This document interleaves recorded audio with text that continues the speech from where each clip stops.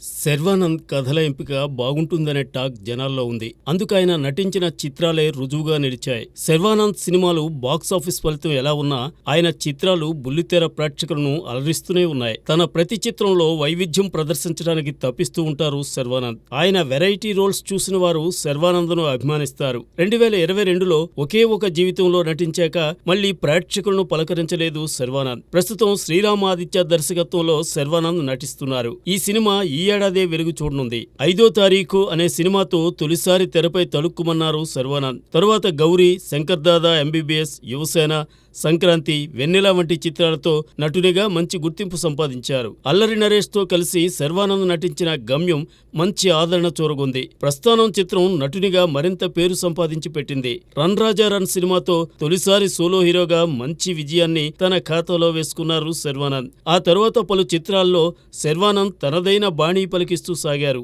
అయినప్పటికీ శర్వానంద్ కెరీర్ లో Shatamanam Bhavati big hit గా నిలిచింది. మళ్లీ ఆ స్థాయి సక్సెస్ శర్వానంద్ దరిచేరలేదు. గత సంవత్సరం ఒక్క సినిమాతోనూ జనాన్ని పలకరించిన శర్వానంద్ ఈసారి వైవిధ్యమైన పాత్రలతో అలరించే ప్రయత్నంలో ఉన్నారు. రాబోయే సినిమాలతో శర్వానంద్ ఏ తీరున మురిపిస్తారో చూడాలి.